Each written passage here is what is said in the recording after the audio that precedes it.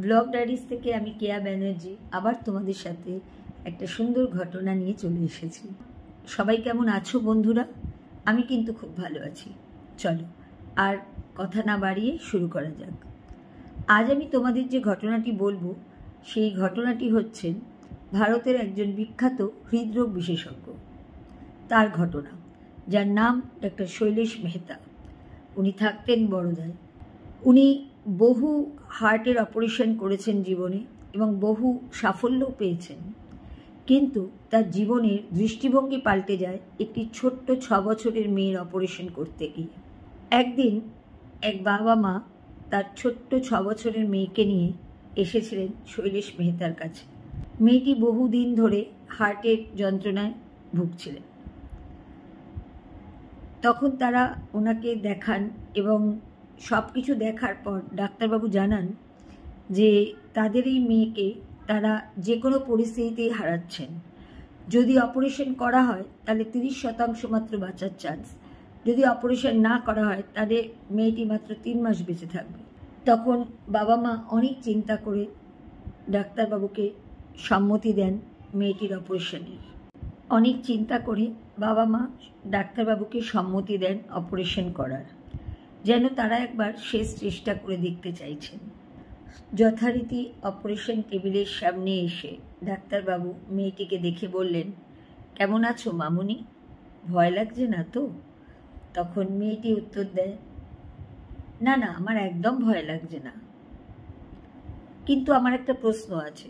তখন ডাক্তারবাবু বলেন, হ্যাঁ বলো মা, তোমার কি প্রশ্ন আছে? তখন মেয়েটি জিজ্ঞেস করে, তুমি কি ওপেন হার্ট সার্জারি করবে?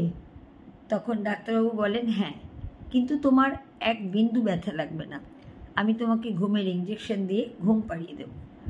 তখন মেয়েটি বলে, না, সেটা নিয়ে আমার কোনো ব্যাপার না, কিন্তু আমার মামনি বলেন আমার বাদিকে নাকি ভগবান ঠাকুর শ্রী শ্রী রামকৃষ্ণদেব থাকেন। যদি তুমি অপারেশনের সময় তাকে দেখতে পাও তাহলে অবশ্যই তুমি আমাকে এসে বলো যে তিনি কেমন দেখতে, আর সত্যি আছেন কি না সেটাও জানিও। তখন ডাক্তারবাবু বললেন, তুমি চোখ বন্ধ করো, আমি তোমাকে বলবো। অপারেশন শুরু হলো। হার্টের আর্টারিগুলোতে অনেকগুলো ব্লক থাকার জন্য রক্ত চলাচল করছিল না।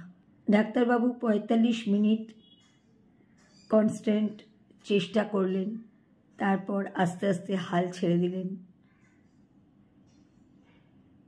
উনি ওনার জুনিয়র ডাক্তার এবং নার্সদের বললেন অক্সিজেন ইত্যাদি ইত্যাদি সব খুলে নিতে। বাঁচাতে পারলেন না মেয়েটিকে। উনি নিজেও টেবিলের পাশ থেকে সরে আসলেন। ওনার সাথে প্রথম দেখার কথাবার্তাগুলো বারবার ওনার মনে হচ্ছিল। অপরাধবোধ কোথাও একটা ওনাকে খেয়ে যাচ্ছিল। ঠিক তখনই চোখটা বন্ধ করে ওপরের দিকে তাকিয়ে ডাক্তারবাবু বললেন, হে ঠাকুর, তুমি তো সবই জানো। আশ্চর্য, সেই মুহূর্তে জুনিয়র ডাক্তার জোরে বলে উঠলেন, হার্টে রক্ত চলাচল করছে। সঙ্গে সঙ্গে ডাক্তারবাবু অপারেশন টেবিলের সামনে গেলেন এবং দ্বিগুণ উৎসাহে অপারেশন শুরু করলেন এবং সফলতার সাথে অপারেশন শেষ করলেন।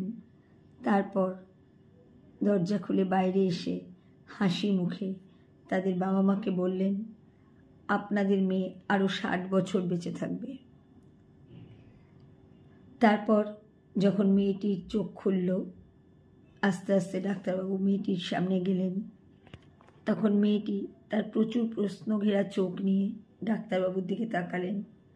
ডাক্তারবাবু বুঝতে পারলেন যে তিনি শ্রী শ্রী রামকৃষ্ণ ঠাকুরকে দেখেছেন কিনা সেটাই বাচ্চাটি জানতে চাইছে।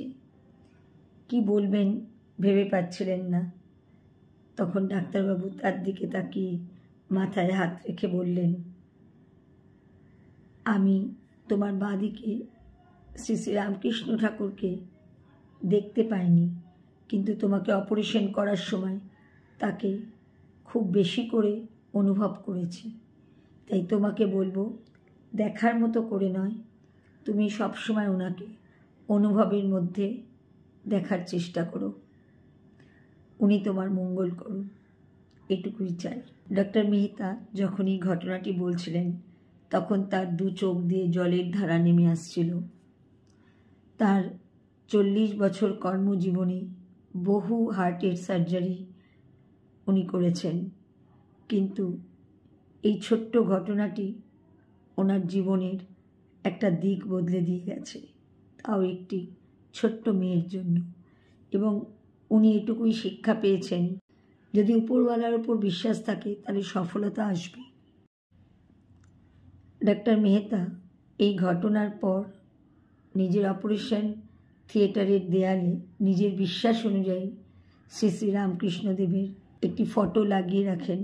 এখনও প্রতিদিন উনি সার্জারির আগে ওই ফটোতে প্রণাম করে তবেই ওনার কাজ শুরু করেন। কেমন লাগলো বন্ধুরা এই গল্পটি? অবশ্যই কমেন্টস করে জানিও। চলো, টাটা।